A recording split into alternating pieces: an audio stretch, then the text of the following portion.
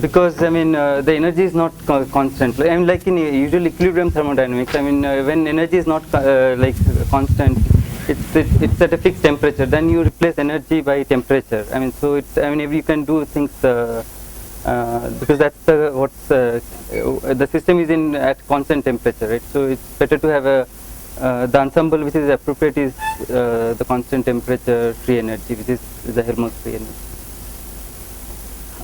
Okay, so yes, what's that? It's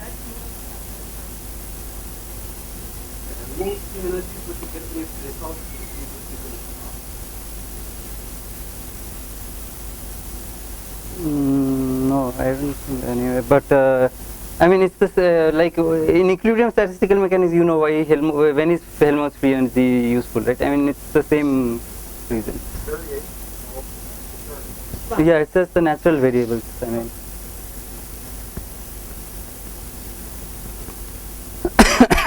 okay. So, so yesterday what we showed is that if you take a system and with a time-dependent Hamiltonian, then we defined work in some way. System with a time-dependent Hamiltonian, and so the time dependence is put in through this.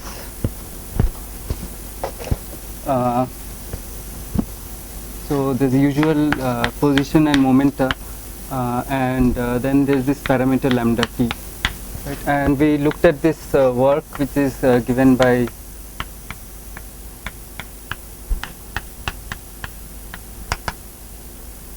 t, and we showed that we considered a particular case where initially the system is prepared in equilibrium and this parameter has is at a particular value, lambda 0 equal to lambda a, and then we move it along some fixed trajectory and measure the work done, and we found that it's a fluctuating variable because the initial conditions fluctuate. And we looked at the case where after time t equal to 0 the system is isolated. Okay, so it's you just do work on it, there's no heat exchange with any reservoir, and for that so it goes between so from time t equal to 0 to tau, it goes from lambda naught equal to lambda a to lambda tau equal to lambda b. And we can you leave a little okay. on the left side? Okay. So so then we showed that basically e to the power minus beta work done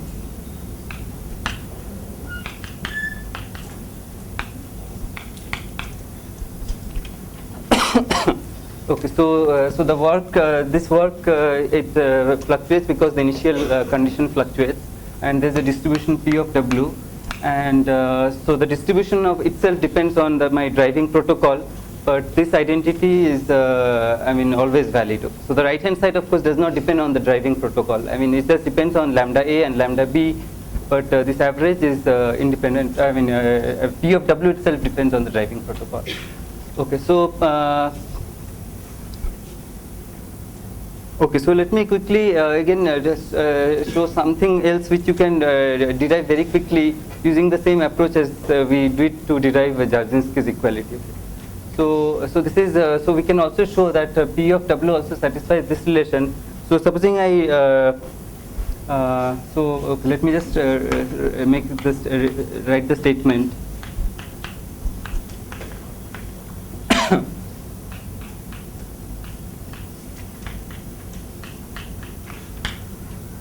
Okay, so this relation is called Crookes identity.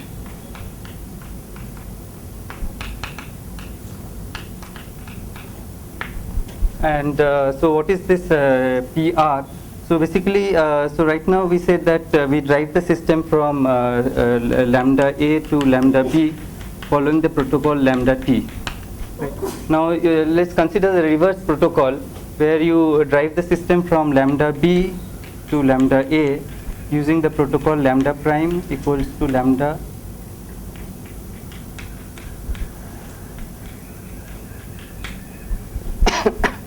minus T. Okay, so you basically if you increase lambda like linearly, you decrease it just in a time reverse way. Okay, so that's time reverse protocol. Okay, so under this protocol you can again measure this object, and you'll get a distribution, and I call that PR of W. Okay, and then you take this ratio, and you'll find that this identity is satisfied. Okay, so this we can again prove very easily again using the for a system which is isolated after time t equal to 0.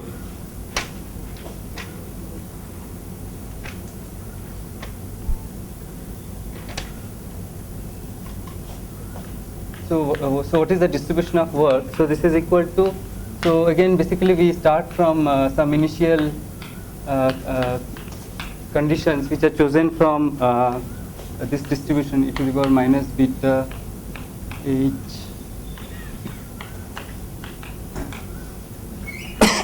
and if we want the work, basically we have to so we have to put a delta function for every realization which gives W, right? So we have to multiply this by a delta function which is W minus so the on each path the work done is HP minus HA. Okay, so let me just say that H, when I write HA, it means H at Q0, P0, lambda A, and HB means Q tau bar.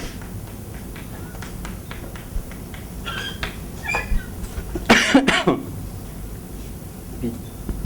Okay, so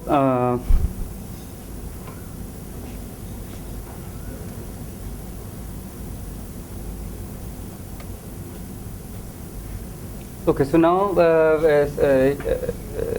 let's consider the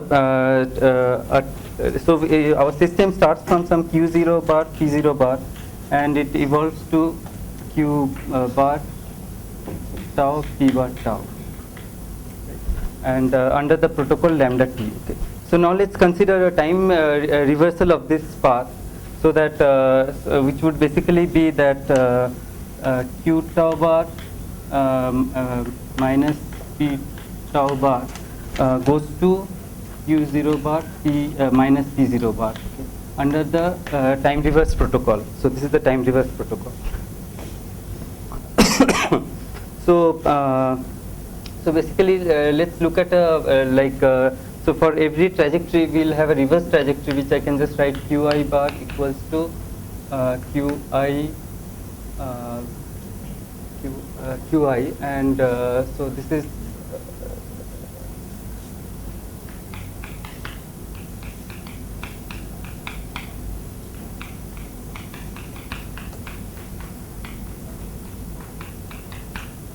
and lambda prime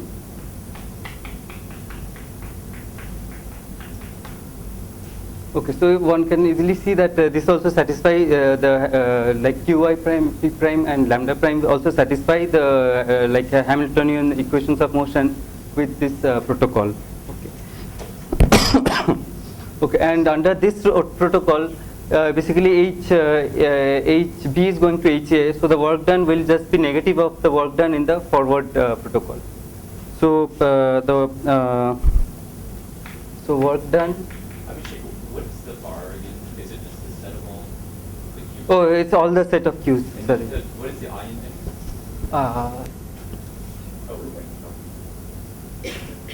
Yeah, I goes from all the variables. Yeah, so 0 here means time, sorry.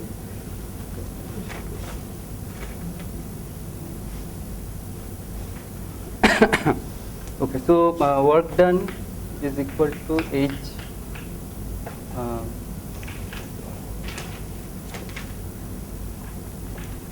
Question: Q0, P0 is you are defining Q0 as a time, or is a total phase space?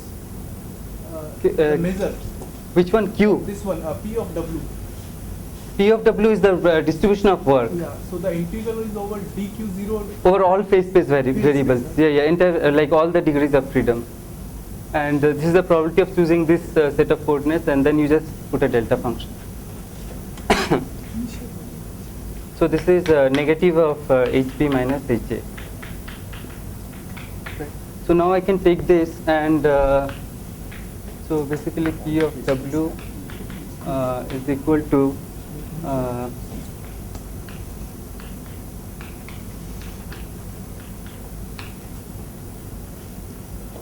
so this is the same as we did yesterday. I mean, because of Liouville's theorem, I can just put this, and then I'll write this as e to the power minus.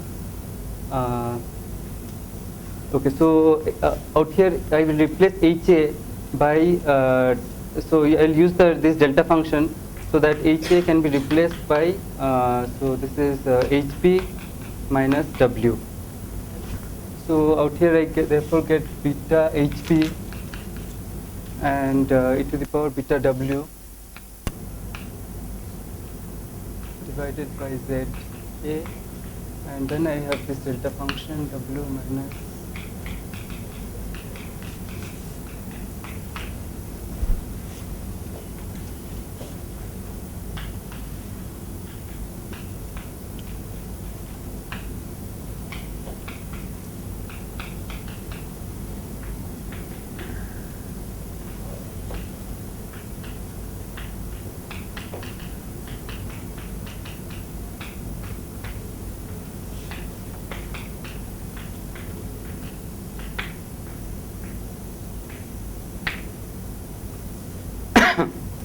okay, so I've just rewritten this.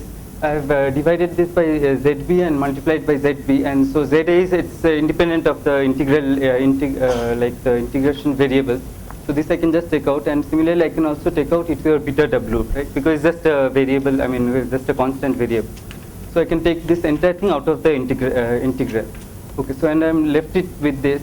Now, so here I can of course change p tau to, I can change it to minus p, I can just make it all the initial variable minus, and then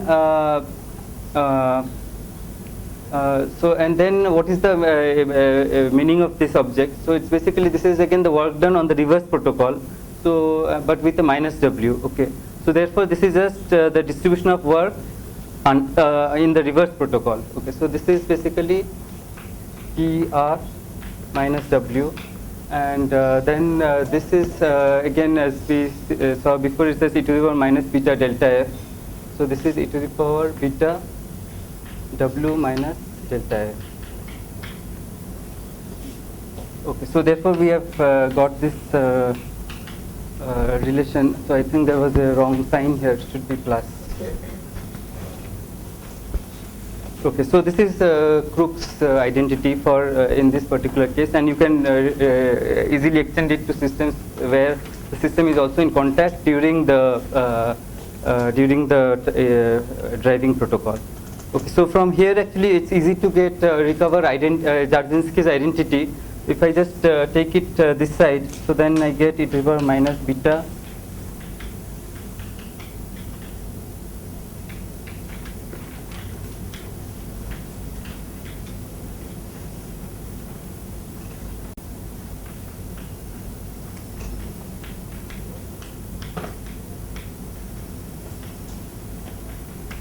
okay, and that's basically Jarzynski's identity, right? So this follows, I mean, so this is a more, it has more information than Jarzynski's equality. Okay, so one second. This relation is not going to hold if I break time reversal symmetry. I mean, so the microscopic dynamics has to have like the detailed balance. I mean, so if I, for instance, throw in an external field that breaks time reversal symmetry, then that like third step of yours won't hold. you like using magnetic field. I mean, they'll get modified. I mean, like, but you can still write some. You can write a relation, but Right, yeah. modify There'll be some modifications. If you have like a magnetic field. Okay, so so that's Crookes identity. Okay, so now there was like one question, which is what use are these various results? Okay, so I'll just try to give some.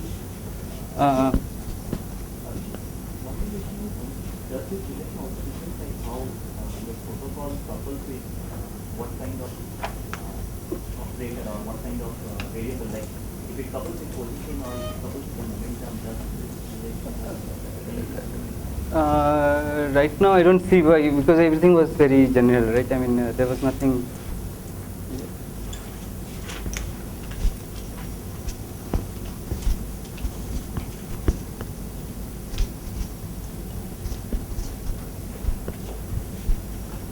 Okay, so why? Abhishek, marking is Huh? Oh, right. Okay, okay, okay. Yes. Maybe I'll put. Is this okay? I mean, a beyond. little bit more.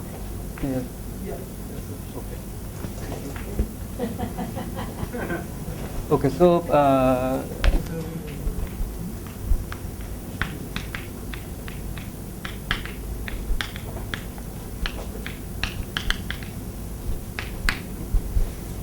okay, so I wrote some reasons.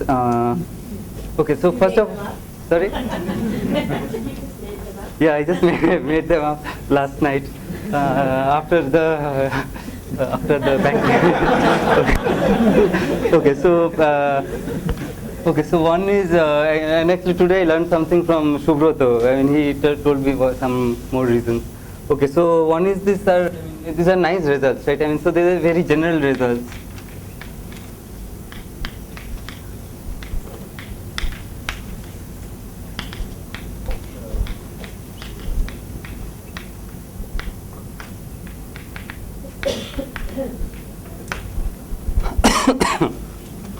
And in some sense, like they tell us, as I said, like they tell you how something about entropy fluctuations, right?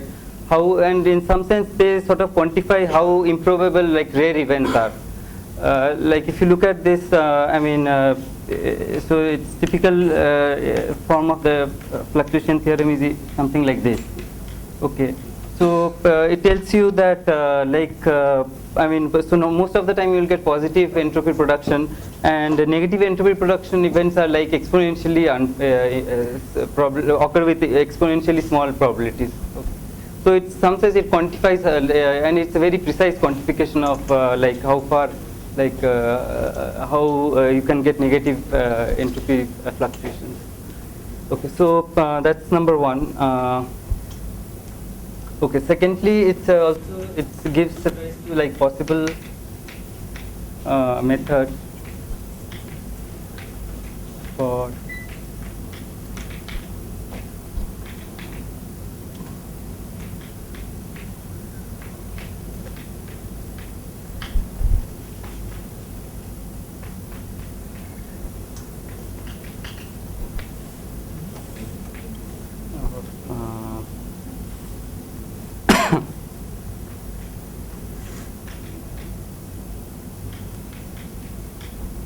so this is a so this is of course the equilibrium thing.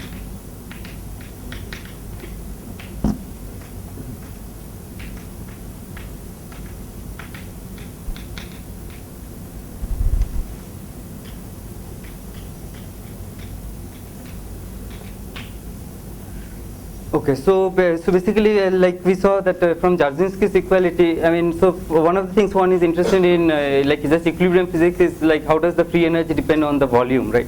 So like for a polymer, how does it depend on the end-to-end extension of the polymer?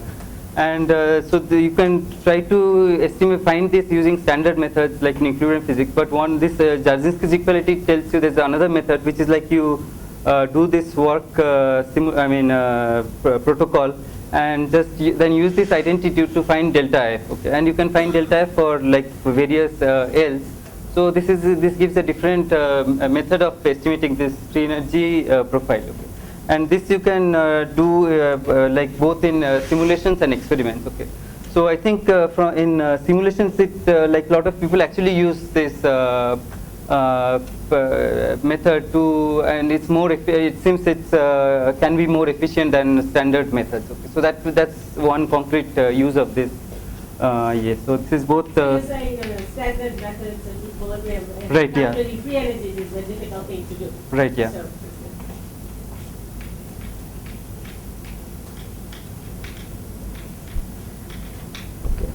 And finally, of course, it has been verified in, so all these theorems have been verified in experiments.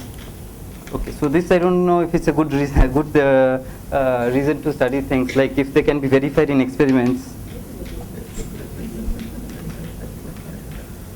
Like you can do very nice experiments on these small molecules and like small particles trapped in optical lasers, optical traps and so on. And you can see that these experiments, the theorem, a lot of theorems can be verified very accurately. Okay. So in some sense, it does tell us something about that. Our modeling of the system, for example, is very good. I mean, like very precise. So that's one reason why these are interesting experiments. So this is for mostly what I am saying is about transient fluctuation theorem. And now I'll come to the next class of fluctuation theorems, which are the steady state fluctuation theorems. And those I think also have some more interesting aspects which I will now talk about.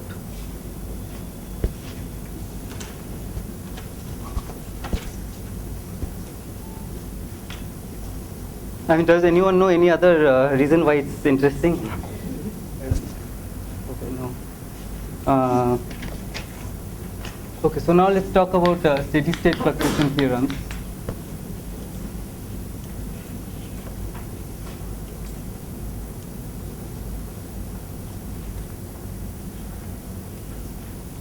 Okay, so I'll just start with an example. So let's consider heat conduction,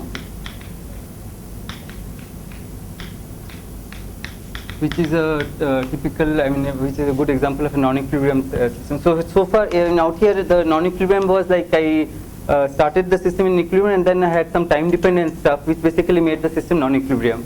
Another way to make a system out of equilibrium is like looking at transport system. So I could take a system and connect it to two heat baths at different temperatures, T left and T right.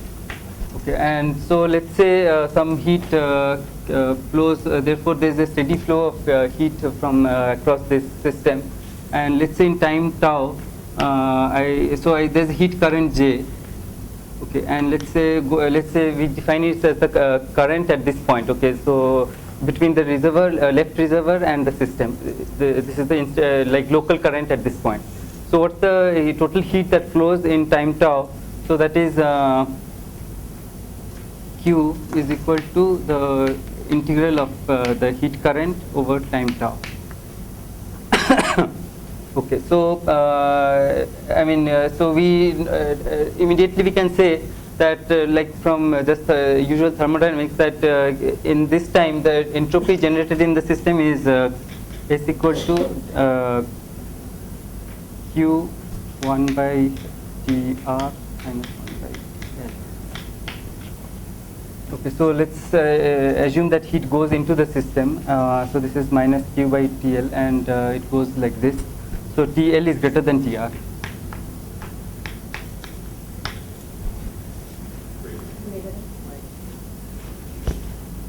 Okay, so therefore this is always greater than equal to 0. Okay, TL is greater than, it's always greater than 0. So now again, supposing we take a kind of small system, and we are looking at like we are actually measuring that heat that flows in some finite time tau. Okay. Then clearly, I mean, because it's I mean, heat bath is like a stochastic system. I mean, the amount of heat that flows will not always be the same, right? It will be a fluctuating number. So this is, I mean, normally in thermodynamics we don't worry about fluctuations. So this is some fixed number, fixed amount of heat flows. But now, So Abhishek, what is the order of magnitude of the fluctuations compared to say the average? Okay, it depends on the size of the system, and yeah, it depends on the size of the system. Usually for thermodynamic systems, isn't the fluctuation very small? Yeah, for the large systems, so it's important in small systems. Okay. Okay. So small systems and finite tau. So let's look at finite tau. So Q is the fluctuating variable.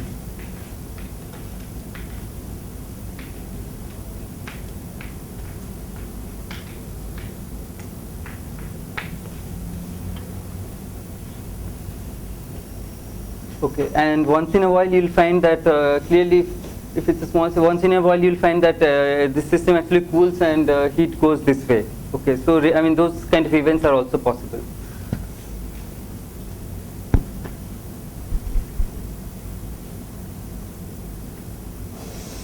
Okay, so therefore Q, I mean Q and therefore S will have a distribution, and so this is the distribution P of S. And what the steady state fluctuation theorem states is that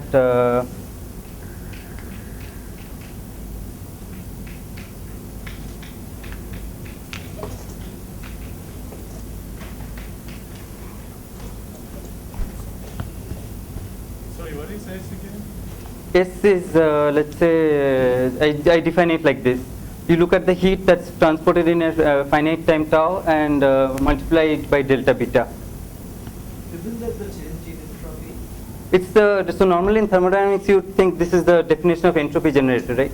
But now of course, I mean that it's depends on your the realization you're looking at. So it's a fluctuating variable, but I'm still using the same definition.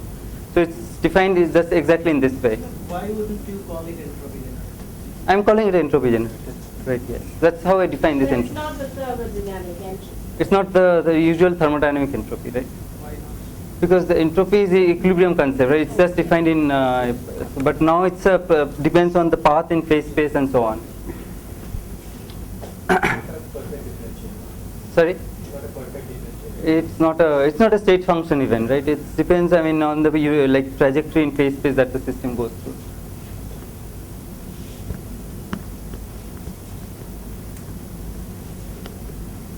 Okay, so now I just want to say that so this is the standard form. So here the important point is that you need to look at large times. Okay, okay. So there's a small. Okay, so this is fine. Okay, so you need to look at large times, and okay. So equivalently, I can write this as limit tau going to infinity. So PS, or I can write there's a distribution of P of Q. So let's just write it in terms of P of Q.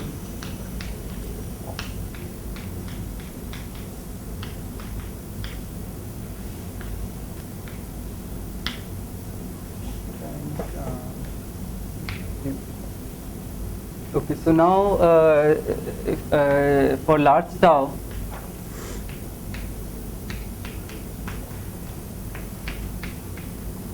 P of Q typically has this scaling form.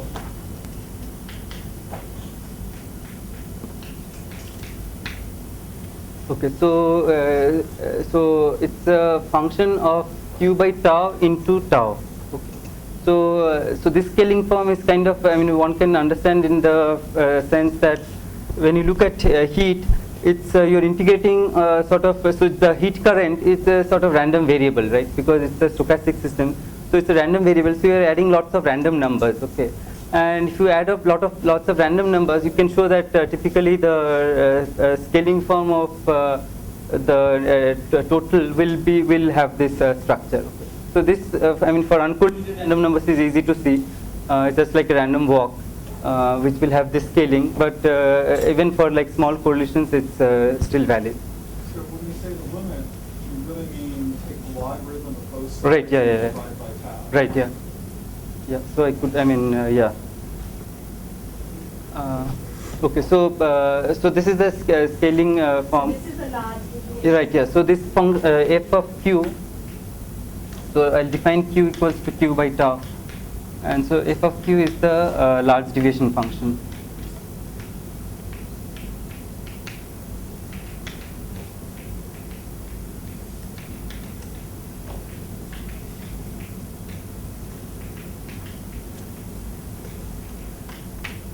So is the large deviation behavior a consequence of the fluctuation theorem? No. It's independent. I mean, so this can be true, but that may not be true. I mean, large deviation form will always be. Just follows from random. Right. Yeah. It's just sum of random numbers. It will have the scaling form. Okay. So now, given this relation, if one uses this form in here, you can easily see that f of q.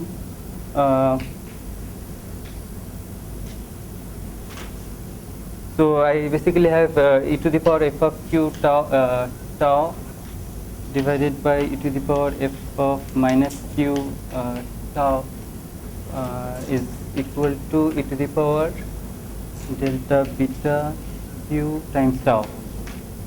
Right. So therefore, this implies that f of q minus f of minus q is equal to delta beta q. Okay, so the fluctuation, I mean this form of the fluctuation theorem also implies that the large deviation function has this symmetry, f of q minus f of minus q is delta beta q.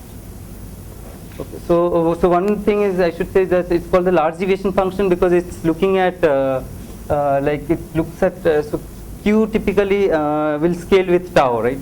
But it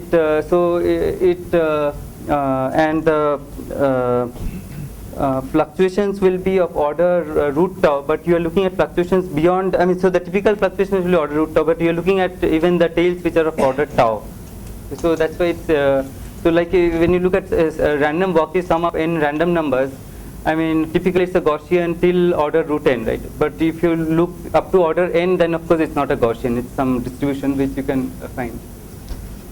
Okay, so this is so this is another statement of the flux. This is a necessary condition for the. Sorry, which this So this symmetry is deviation function is a necessary condition. it's for- equivalent, right? Yeah, this and this are equivalent. Okay. Then there's another form which is also kind of very common, which is like so instead of the probability distribution, you look at the characteristic function or the cumulant generating function.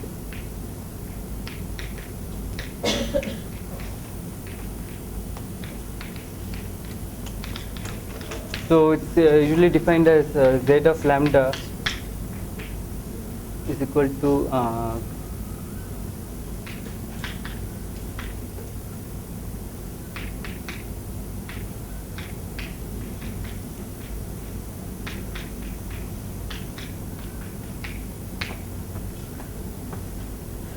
right. Okay, and then if you take f of q equal to f of q is sorry, g of q has this scaling form, and you plug it in here and then do a saddle point. So basically this is equal to dq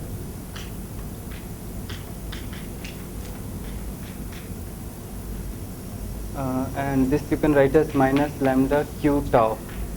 Right.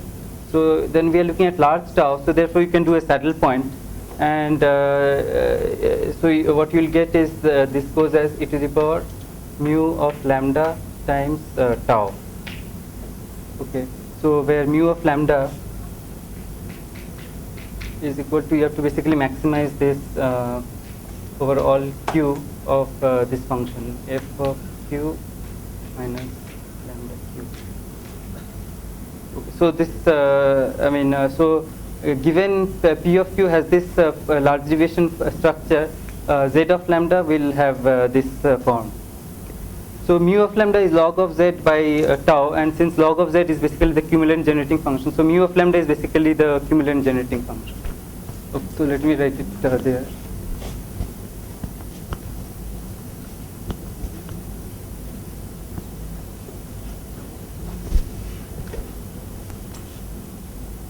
Okay, so we have z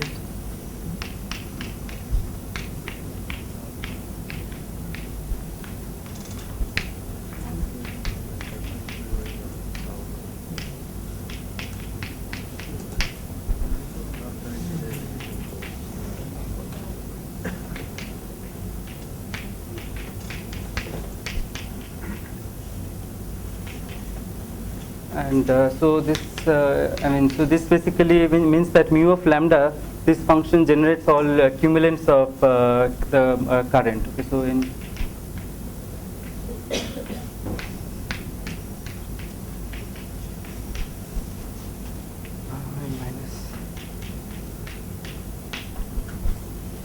okay, so if you can calculate the cumulant this generating function, this large deviation function in mu of lambda, then basically you know all proper, like you know just not just the average current but also like all moments of the current.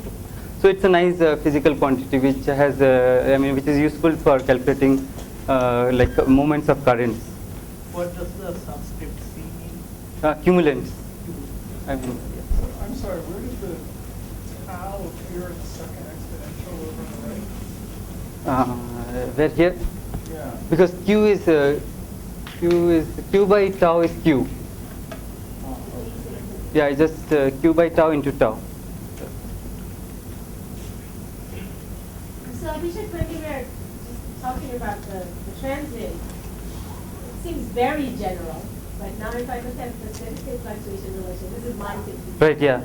There seems to be this symmetry property, and there might be systems that violate that symmetry. Right, yeah, that's true. Yeah, I mean, it's less general I don't than. see in your derivations of all of the transient what the special assumptions are that, like it seems so general to me when you derive the transient ones. Right, but the derivation of the this steady state is kind of very different from the derivation of So the it is more transient. restricted in some way? It is more restrictive, right? Yeah. So I'll sort of outline the usual approach to deriving But the. even if you are, don't look at the derivation, Right, it's yeah. like the steady state fluctuation relation It's less general. is more restricted. It Right, yeah, depends yeah. on having the solution. Yeah. If I can add here, it's also a much stronger statement than the Olinsky relation. Right. Because the Olinsky relation is one condition on the whole distribution, and this is essentially half of infinity many conditions on the whole distribution. So here, if you know the even moments, all the odd ones are determined, whereas the Olinsky or all these integral theorems is just one relation. No, So but what it's no about Crookes? surprise that it, that it only applies to a more restricted set of conditions. But isn't the crooks kind So, of like morally? The groups is more, but they are you compare forward with backward. You don't have a groups just for the forward process. But I think in this steady state you can write sort of where the forward and backward become the same, right? Yes. Where it's like where it looks very similar, but you don't need tau infinity. Okay, so you can write a relation for like a transient thing, where S is not exactly this. Okay, so I mean S is it's almost this, but it's not exactly this. There's some boundary, some other terms. For that you can write something where you don't need it's valid for any tau. Okay, but then it's I think it's less. So I'll just say why this is. I mean, if you look at this quantity, it's kind of has much more physical content. Okay, so let me just say why this, from this symmetry, what can one learn, for example? What is the symmetry principle you were talking about? This is what I call the symmetry. This. Go a little further to the right. Huh? Bottom of the board. This symmetry relation of the. So this was for the large deviation function, and I'll write a symmetry relation now for mu of lambda. Okay. So this is the symmetry for f of q, but f of q and mu of lambda are basically related by a Legendre transform, right? So we can also write a symmetry relation for mu of lambda. Okay, so for mu of lambda, So it's not true that, naively I would have said from your random walk that F is quadratic. Oh, no, that's close to the peak. Minimum. Right, yeah.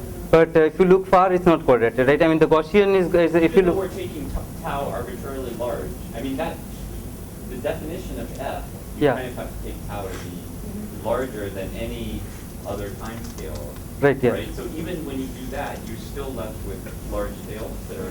Right, yeah. But If I you mean, go for beyond random 1 over walk- square root. Yeah, so even for the random walk. Yeah, but any you take it to infinity because tau to infinity. Right, yeah.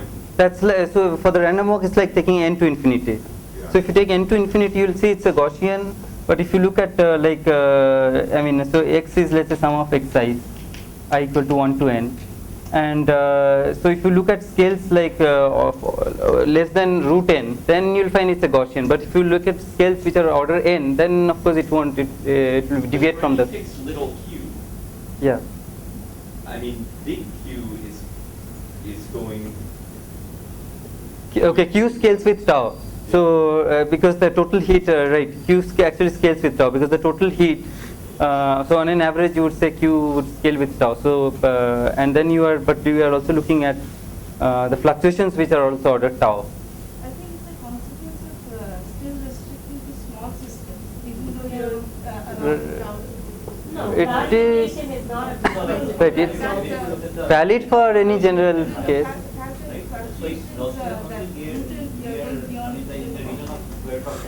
Right, yeah.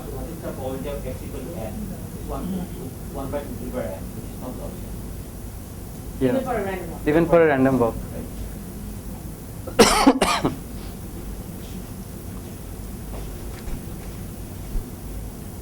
Okay, so let me now say what's the symmetry of mu of lambda. So mu of lambda we saw that it's given by a maximum of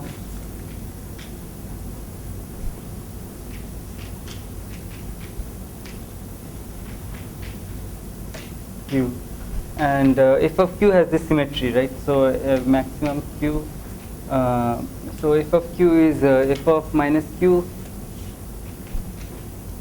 plus delta beta q. So I can write it as delta beta minus lambda q.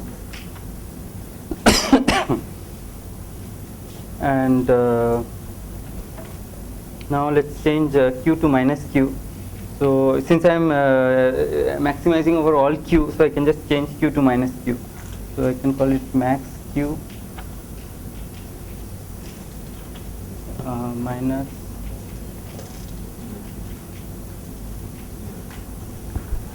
right, and so this from the definition is equal to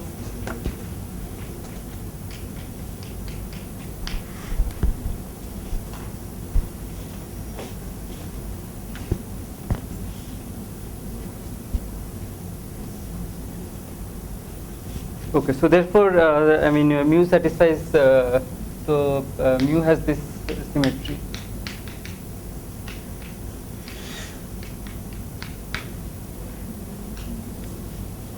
So this is equivalent to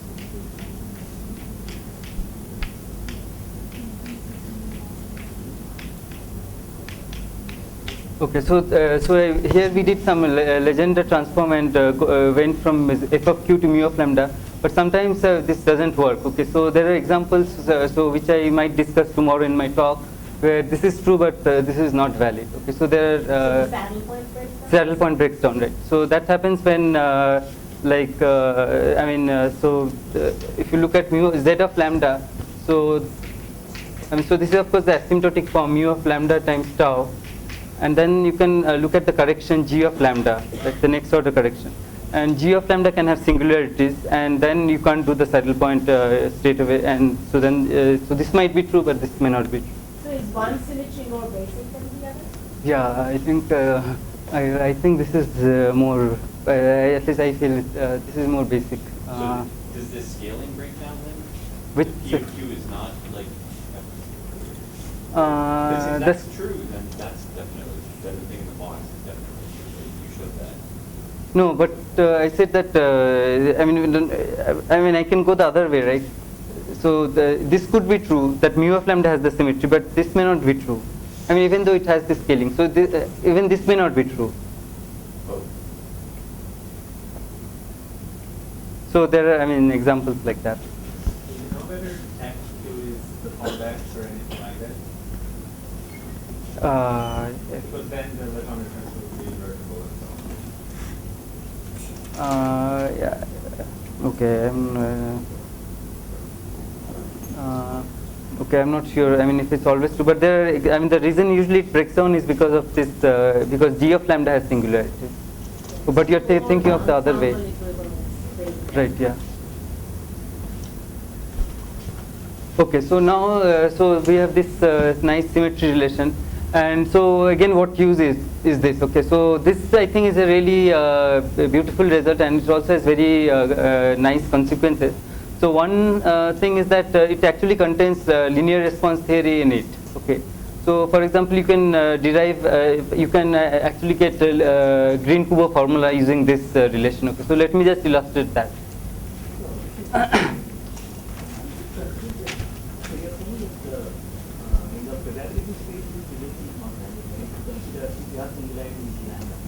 Right, yeah. So then you say that the fluctuation relation is not valid. Yeah. But usually, I mean, this relation can be proved under by using By using? microreversibility. No, I mean in the Can you repeat the question? he's saying that you can prove it using micro. Yeah, I mean, using micro-reversibility. Microscopic this reversible, but that's for the transient fluctuation theorem, Not for this not for the steady state fluctuation. I mean, there's no general proof, right? I mean that it's always valid.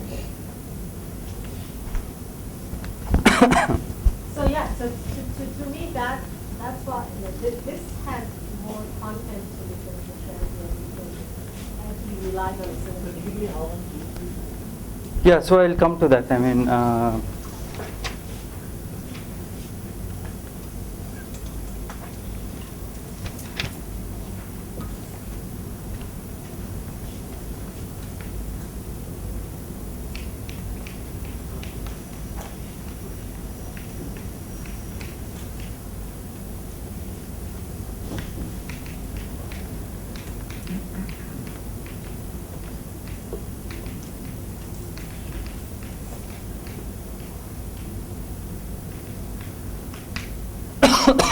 So Okay. question, yeah, just the actual theorem is that the box is equivalent to the F.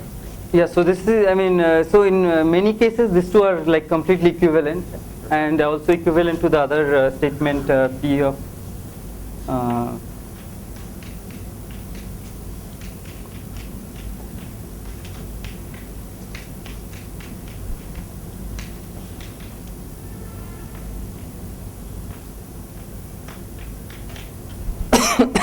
So these three are, I mean, quite often completely equivalent statements. But So is this symmetry has to do anything with the on-stagger symmetry? no, so you, from this you can also prove on-stagger symmetry relation. So like that's also part of linear response theory. So you can actually I mean, completely prove linear response theory from this. So let me just illustrate I mean, how you can get the Green-Kubo formula, for example. So so what is the Green-Kubo formula? It basically tells that if I take a system conducting heat and I put a small temperature difference T plus delta T and T, so then there's a current, and if I look at the current, I mean if the temperature difference is small, then the current will be linear in delta T, right? So J by delta T will be some, as delta T goes to 0, it's some finite number. And this one can relate to, so this is J evaluated with a small temperature difference, right? And now this I can relate to some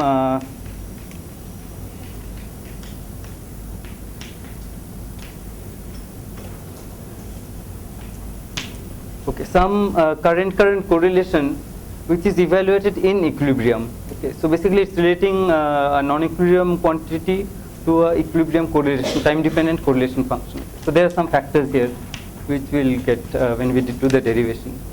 Okay, so so I should say like I mean so this is so you can do derive Green-Kubo the way I think I mean Henke did yesterday, like doing some hydrodynamics and then so it's typically done for an infinite system and you have to take some limits carefully. Okay, so this Green-Kubo relation is slightly different in spirit. You are doing it for an open system and really looking at the non-equilibrium response. So I would say this is, but it's almost the same final relation that you will get. Okay, so so let's see how we can get a relation like this from the symmetry relation. So we're still not taking a thermodynamic limit. yeah, you don't need to take a thermodynamic This limit, is a right? small system. Right, yeah, you can do this even for a small system. Okay, so so this mu, it's a function of lambda, and it's also a function of delta beta, right?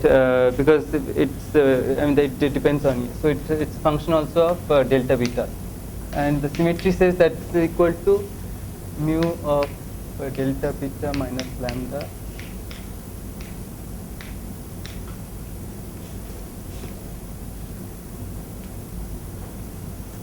Okay, so now I just expand this for small lambda. Okay, so so if I expand, I get mu prime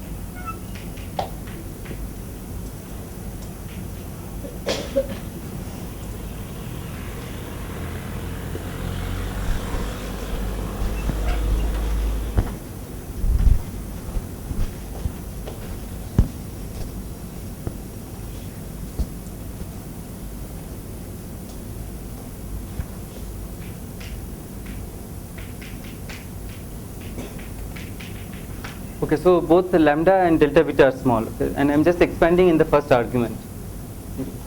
So now, like I said, that mu is the equivalent, current generates all moments of Q. So it's divided by tau. So there should be a tau here. Okay, so if I, so this also means that if I take mu, okay, let me write it that. Mu prime 0, so this basically gives Q average by tau, right? And mu double prime 0 gives Q square average by tau.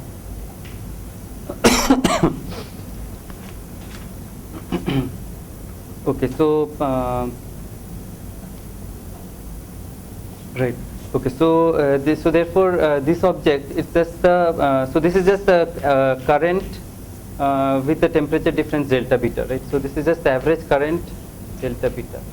So okay, and so now, sorry, negative sign, right? Oh, sorry. Okay, so there's a negative. I think the first one is negative.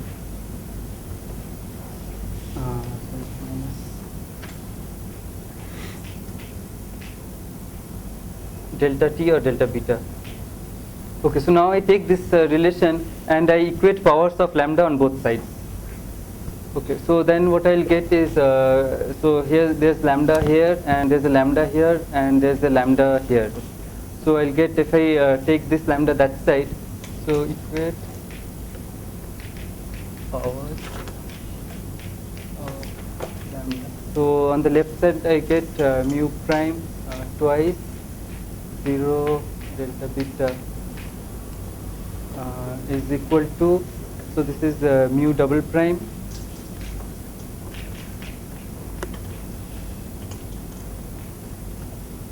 beta, and so this is minus 2 delta. So I expand this and keep the term which is linear in lambda will be minus delta beta times lambda.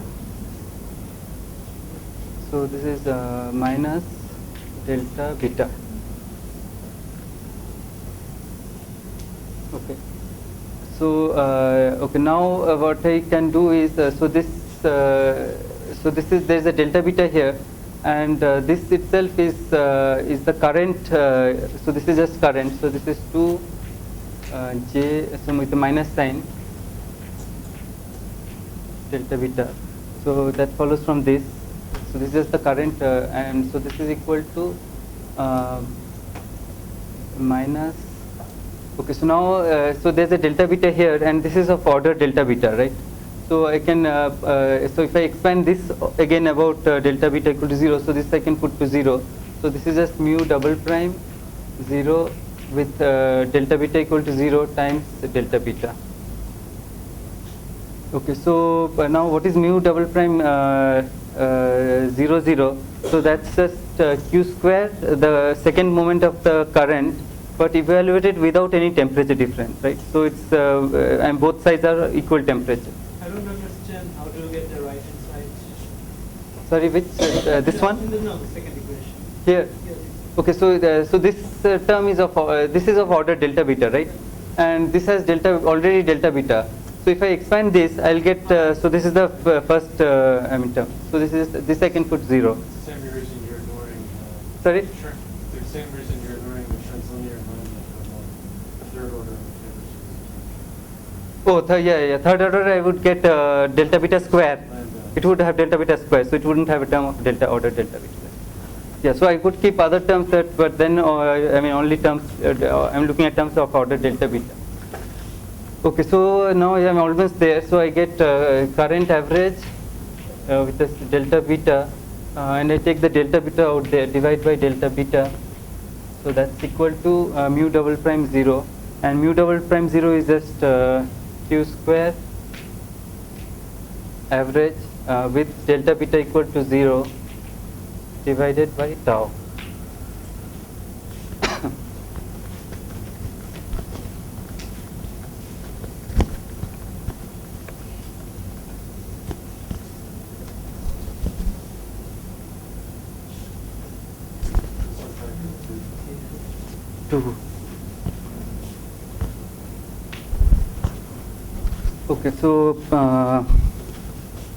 Okay, so now you put in the fact that Q was defined as dt 0 to tau of the current, right? Gt. And so Q square average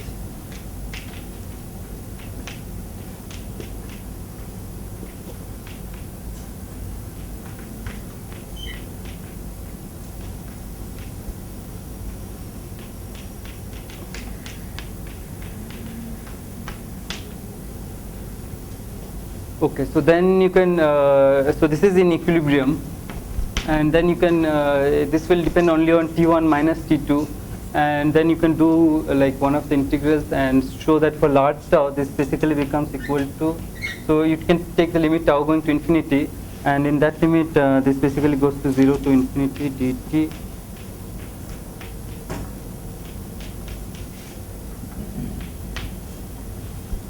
Okay, so therefore we get, okay, so now I can, instead of delta beta I can write delta t, and I'll get a factor 1 by kbt square.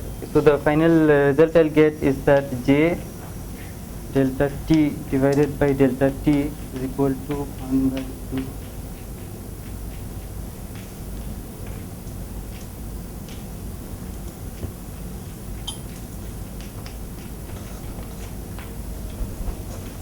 Okay, so this is evaluated with a small temperature difference. So this is a non-equilibrium quantity, and this is the equilibrium correlation function.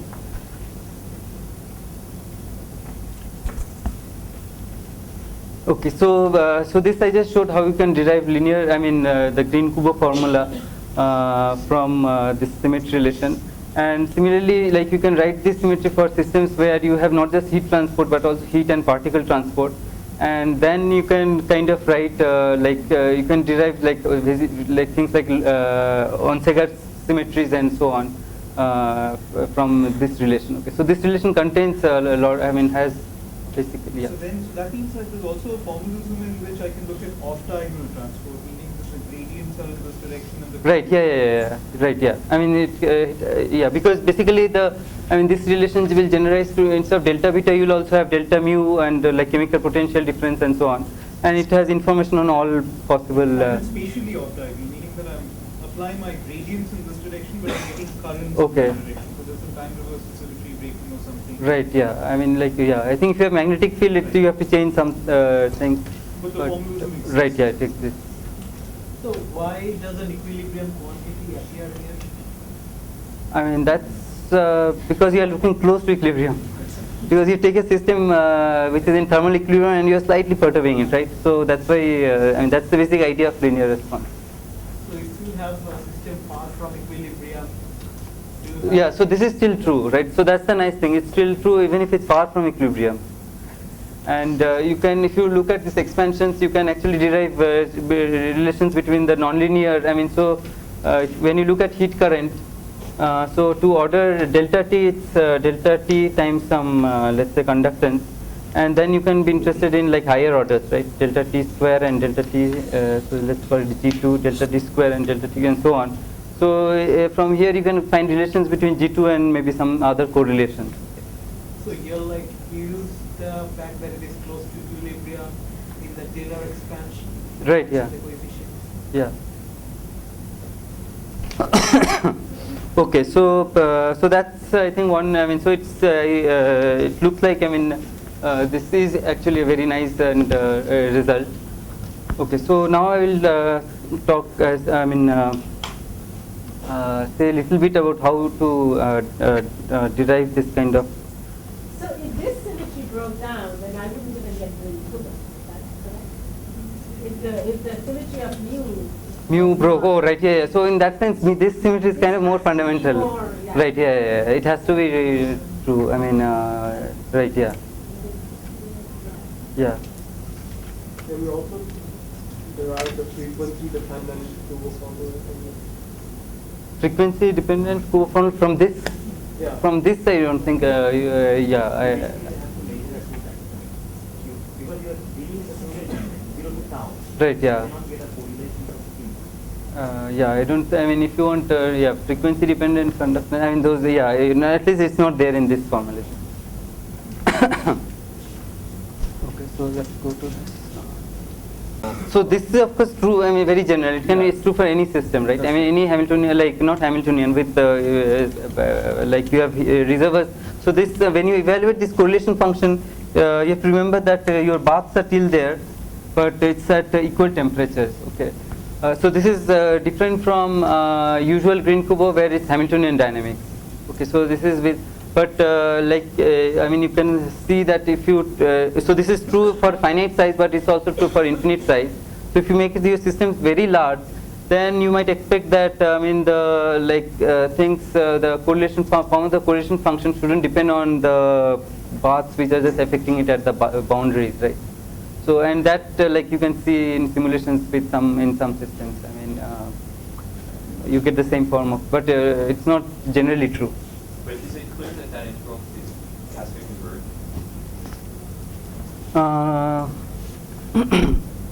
Integral of the column. I mean, in the sense that it has to converge, but okay. I mean, I can't. I mean, in the sense that you have to. If it's infinite means you get an infinite response, right?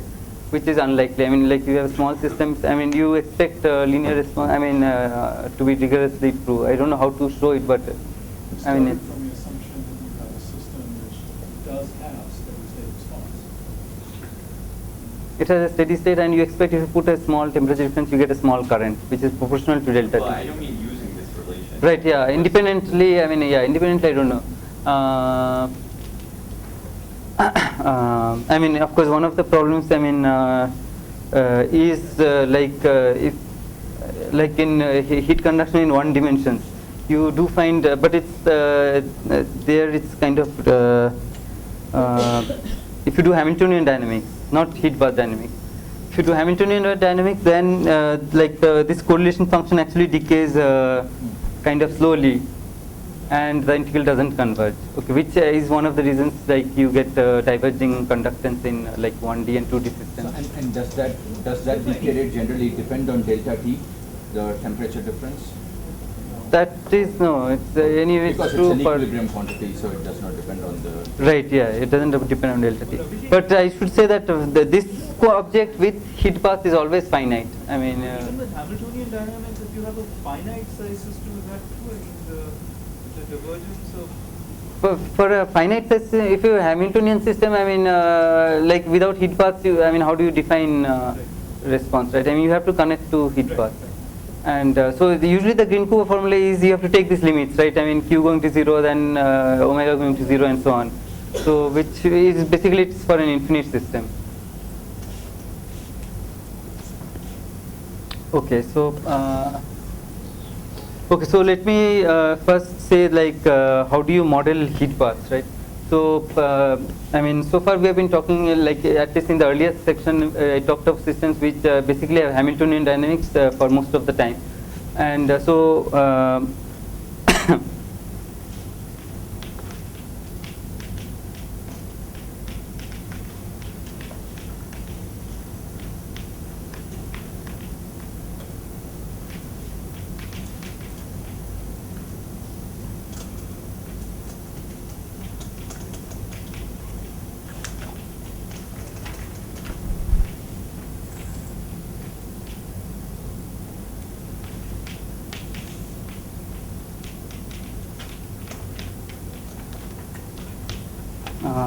I mean, one of the simplest so example is basically Brownian dynamics.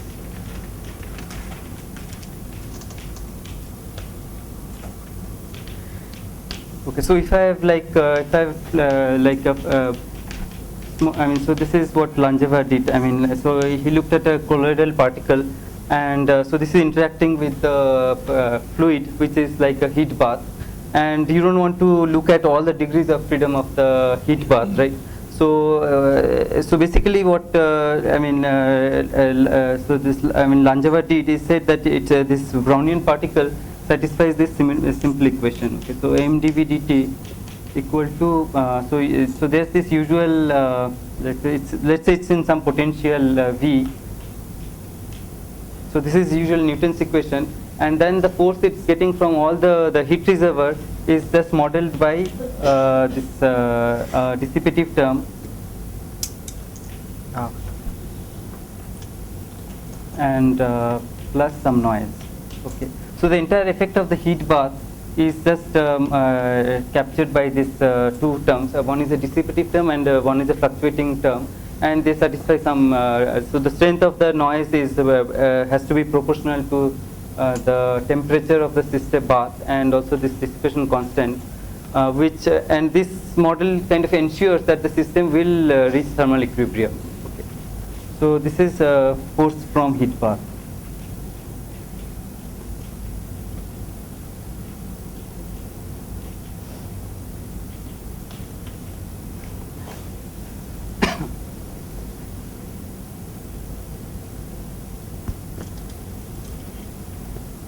Okay, so this is one of the simplest models for a heat. I mean, like if you have a polymer interacting in a fluid, then I would just say that each of the polymer molecules, it has its, so I can write a Hamiltonian for the polymer, and that will just give terms like this.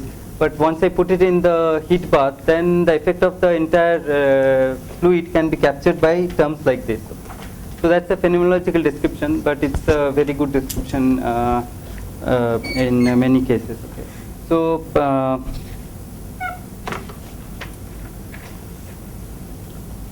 so has everyone seen, or are there any people who have not seen a Langevin equation? Everyone has seen it. That's good. Okay. So, so let's just. So this is my this is the model that I'll discuss mostly. So if I have a set of particles, then I just write pi dot.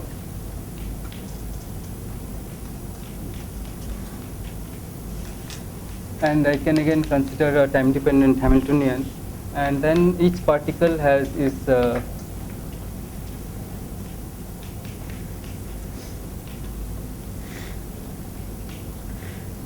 plus the noise which has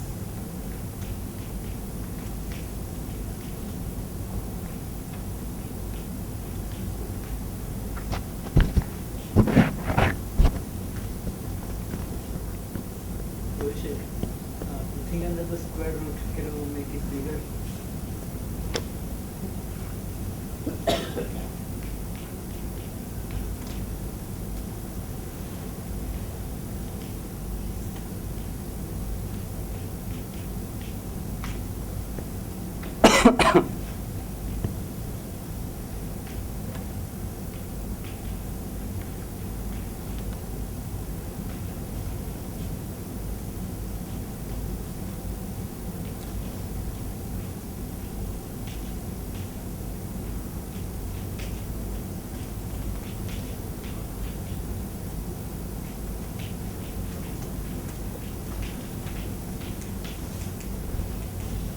okay. So that's I mean, like I said, that the strength of the noise has to be proportional to the temperature and also depends on the dissipation. So this particular model, I mean, it ensures that if you look at the if you look at the probability distribution, if you put a large number of particles in with some initial distribution, then if you look at this q bar p bar t, and so then at long times this will always go to the equilibrium distribution. Even for a small number of particles? For any number of particles, right? Yeah. Right. Yeah. So for even for a single particle, if you if you look at this Brownian particle, it will always go to the distribution e to the power minus beta .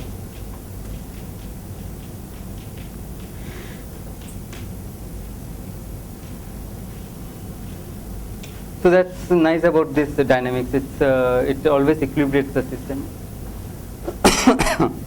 Okay, so maybe one thing I should quickly mention, which will kind of be a motivation for the reason I was using the definition of work that I used. So this is my full dynamics. Now, supposing I just okay, so let's see, 15 minutes.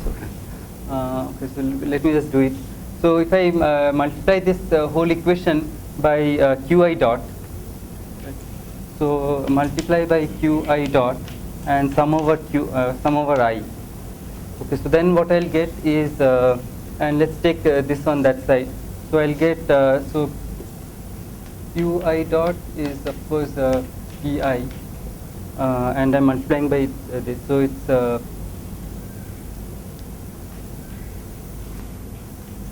P over M, right? sorry. P over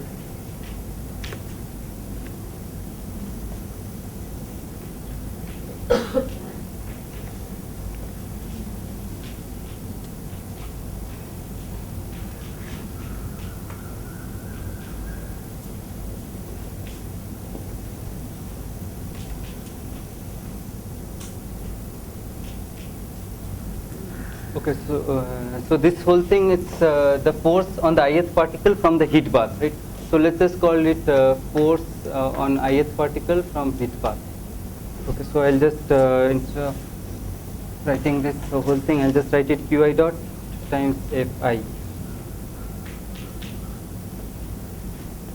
Okay, so is same as for each particle. sorry, The white noise that is same for each particle. white noise. Sorry, okay. Yeah, it's different from different particles, and they're It will be uncorrelated. uncorrelated, right? Yeah. Okay, so now this object out here is so this pi dot is basically del h by del qi. So let's write this again.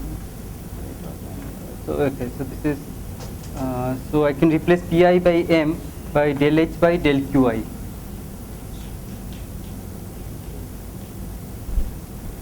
So I had pi by m, I replace it by del h by del pi.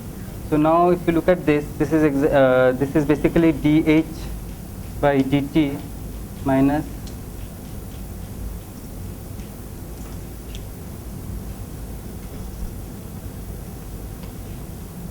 right. So this is not zero, right, because it's not Hamiltonian dynamics. So this is actually equal to dh dt minus del h del t, and this is so this is also there is a summation over I. So this is basically, this is the force due to the ith force on the ith particle due to the heat bath times its velocity. So force times velocity is just the rate at which the heat bath is doing work on the ith particle, right? So and when it does work on the particle, it basically pumps in heat, right? So this is the rate at which heat is entering the system. So this is just q dot. Okay, so now if I take this equation and integrate it over some time 0 to tau, then so take this integral and integrate 0 to tau, then I'll get so this is a total derivative, so I'll get h at time tau minus h at time 0 is equal to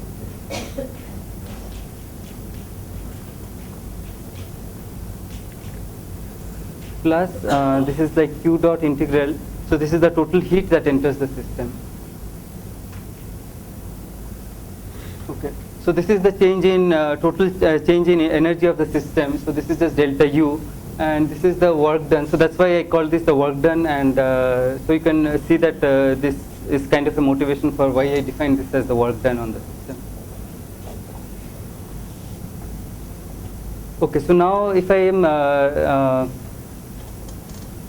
okay, so now let's see how one derives the steady state fluctuation theorem for a system like this. For let's say some quantity like work. So heat is a bit tricky. It's slightly trickier than work, and I'll discuss that in my talk tomorrow.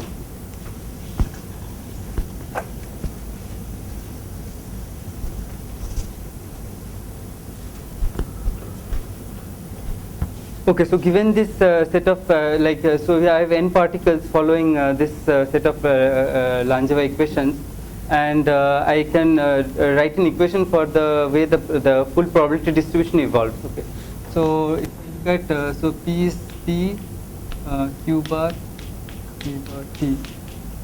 So that's the full probability distribution.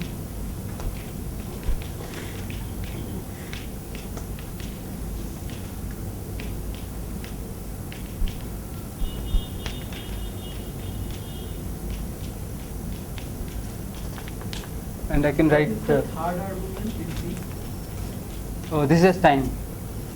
Okay, so I can write an equation for del P del T, and this will have so from just the Hamiltonian equations of motion, I'll have some terms which are the standard things. So this is just minus del Qi.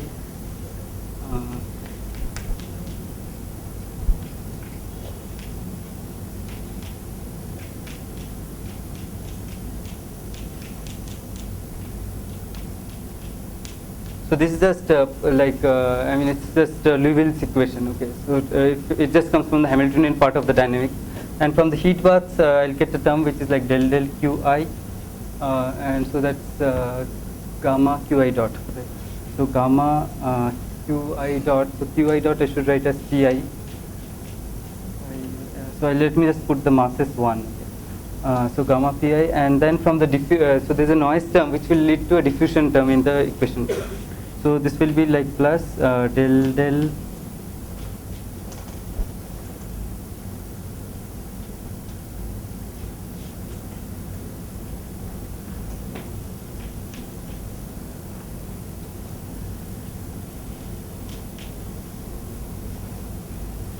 Okay, so because the strength of the noise is 2√2 kBt, so therefore the diffusion constant will be gamma kBt. Okay, so this is the sum over all I. So this is basically the equation that this probability distribution will satisfy. Okay, so now this equation I can write as so it's a linear equation. So it's so there's some linear operator acting on P.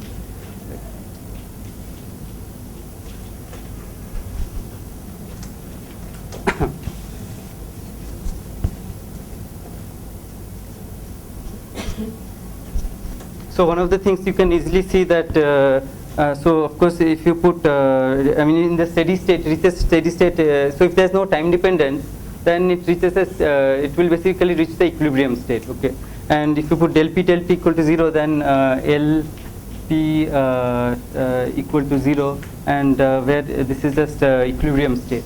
So if there is no time dependence in the Hamiltonian, so this is what this equation would satisfy. Last equation, second to last line, is it del 2p del pi square, the last term? Okay, so okay, so now supposing we are interested in finding this probability distribution of work, where work is defined like that. So then it's sort of convenient to actually look at first the joint distribution of W and also Q bar P bar. Okay. So, so then what we would do is try to write an equation. So let's call it Q of the usual variables Q bar, P bar, but also include work. So can one write a equation for this joint distribution of work done? So work is also a variable which depends, of course, on the entire path, right? It's an integral over between 0 to time tau. Okay, so here I'm defining work as 0 to t, let's say d prime. Okay, so what is the equation for this? So that's kind of simple, because if you look at this, so W is a variable which satisfies a equation of motion dW by dt is equal to del H by del T prime, right? So I can include W as one of my so one other variable in my equations of motion. So I can just put one more equation here, which is del H by del T. Okay. And now I have like a equation in 1 extra degrees of freedom, and I can try to write a Fokker-Planck for that. So that is because this is just like a drift term, so it's easy to write the modify the Fokker-Planck equation. So it will basically have the same set of terms as I had earlier, which is just LQ. But now I'll have this extra term, which is which comes from this W dot. So that's just minus del del W of W dot, and W dot is del H del T into Q. Okay, so this is del Q del T. Okay, so next what we'll do is we'll look at so we'll look at the kind of the cumulant generating function of this so we'll take a Laplace transform with respect to the variable W. Okay, so let's define Z, U bar, T bar.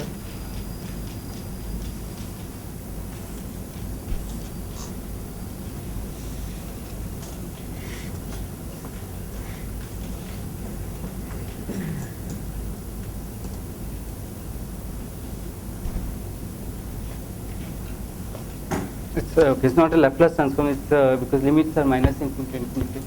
It's just like a characteristic function.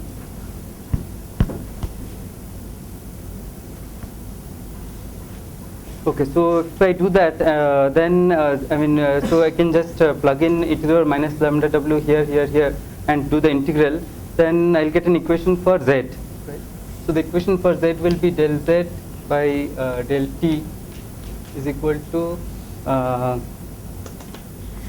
so this is Lz, and this one, if I take this transform, it will just give me minus lambda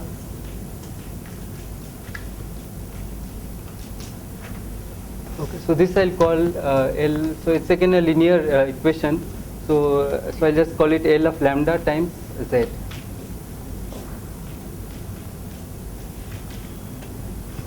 Okay, so therefore Z basically satisfies this kind of modified Fokker-Planck equation, and which is a linear equation. Okay, so now so now we are almost done. So basically now what one does is so finally what I'm interested in is in the distribution of W, right? So once I have this object, if I integrate over Q and P, then I'll basically get the characteristic function for W, right? So, so finally I'm interested in e to the power minus lambda W, this object, and that is just integral of this over all QP. Okay. So now first let's see how we can find this quantity. So this is some linear operator, and I can find it, so it's not a, it's not self-adjoint, so it will have some left and right eigenvalues. And since it's a linear equation, I can write solution as Z T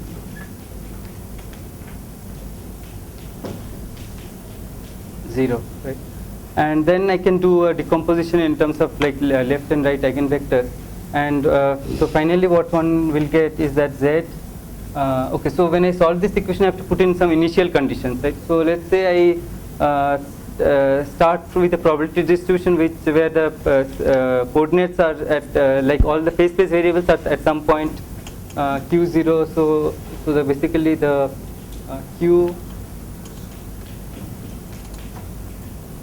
at time t, I have to specify this, and so I say that this is equal to delta Q bar minus Q naught bar, delta P bar minus P naught bar, and at t equal to 0, the work done is of course 0, so it's just a delta function in work.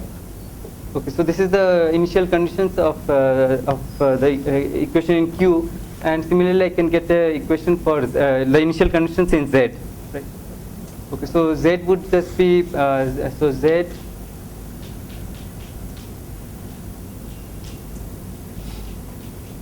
is just the Laplace transform, is the transformation of this, so that would just be delta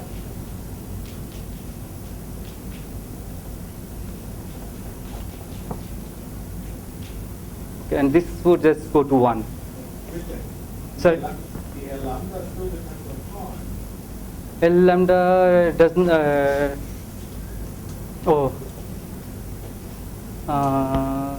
Okay, right, yeah. So if it depends on time, Time ordering exponential. okay, right, yeah. So I would have to time order it, right? Yeah, and then what about the experiment?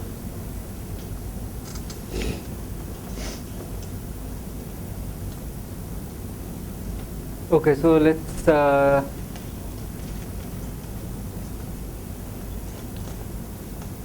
so I think it alone work for steps. right, yes. I mean, yeah, Both work for the work. for the work actually, yeah, unless you have like a constant force, right? For a constant force, I mean that's the case which has been done really for constant force. So I mean, yeah. So usually I do it for heat conduction where it's so this, yeah. So let's assume you are driving with a constant like at a constant rate, and then this so this there's no so this is, let's say, time independent. Otherwise I have to do this time ordering, and so then things might become messy. So let's assume this is time independent. So there's still a drive, but it's like it's a constant drive. So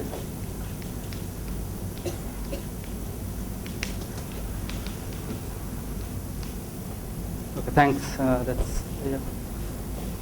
Okay, so I still write this. Okay, so basically I wanted to, I mean, the simple model to basically demonstrate the technique that one uses to evaluate this the large deviation function.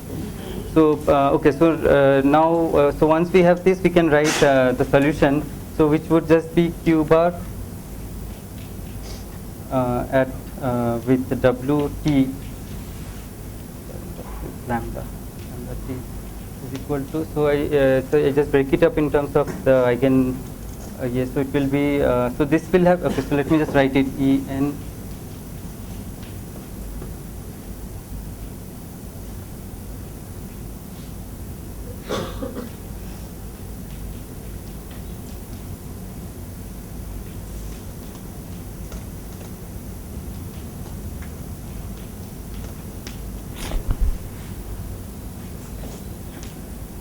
Okay, sorry.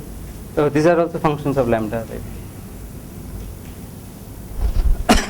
Okay, where this chi n and psi n are basically the left and right eigen. So L of lambda will have some right eigenvectors, and then the left eigenvectors. So so these are psi n and chi n. So and E epsilon n out here is the eigenvalue. Okay, so now if I am looking at large times, then only the largest eigen value will be important, right? So therefore,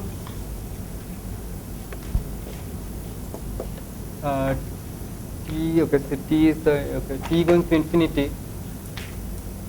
So the asymptotic form is q bar t.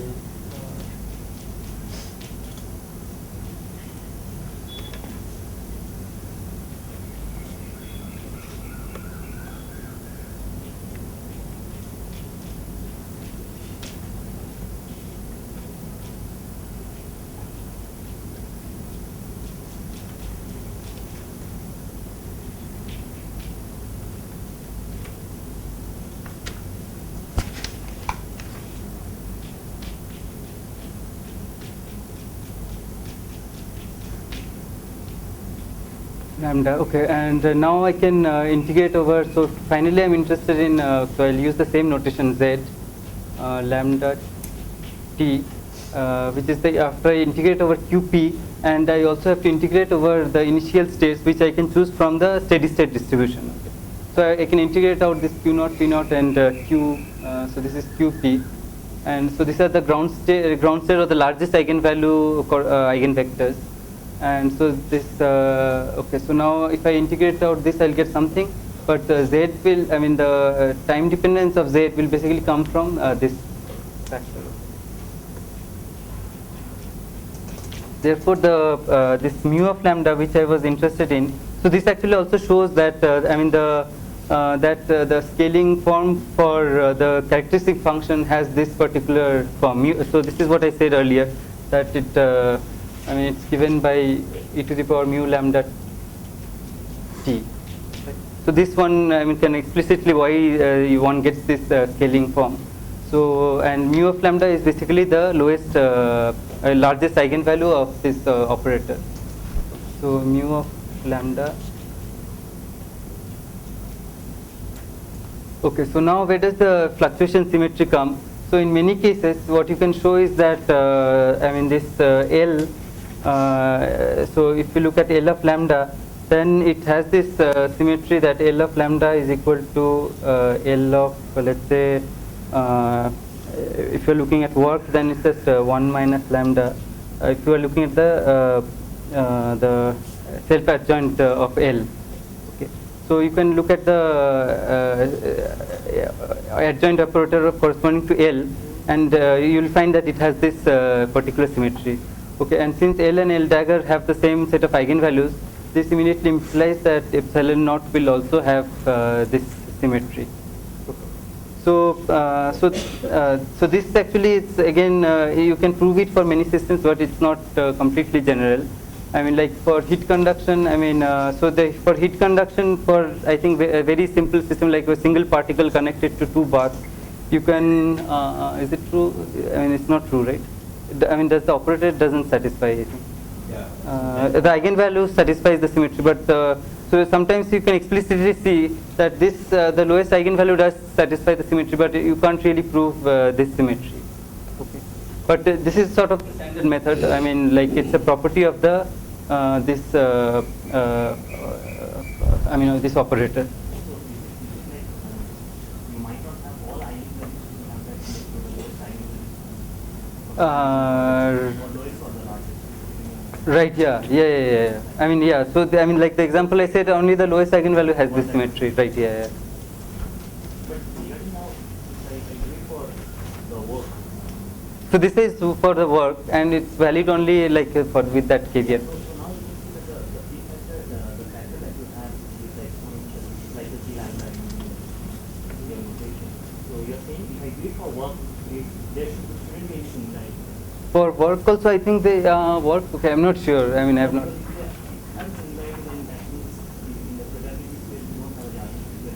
Oh, right, yeah, because that is valid even for small tau, right? Yeah, it's valid for any tau and it's exact. Right, so in this case you won't get singularities, right? Yeah, that's true. Okay, so I hope I have sort of, I mean, given some idea of like how the steady state fluctuation theorems are proved. So tomorrow I'll discuss, I mean, again, like how one, for heat conduction in, so one question is how can one compute these large deviation functions and like verify whether they satisfy the symmetry relation.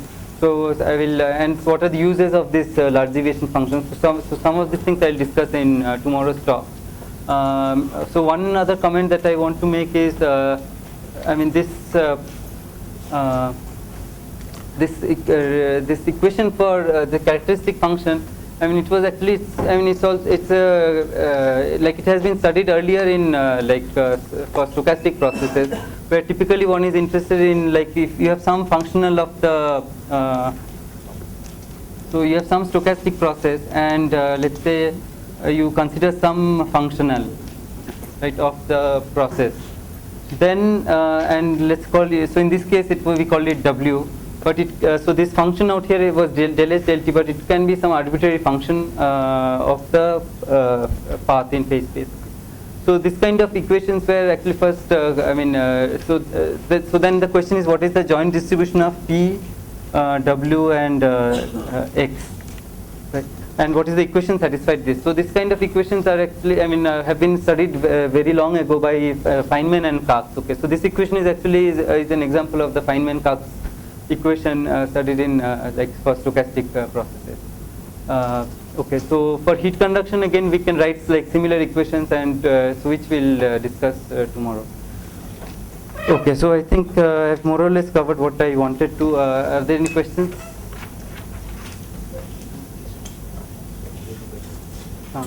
Yeah, so is the L operator that's symmetrical like a projection operator that Sorry?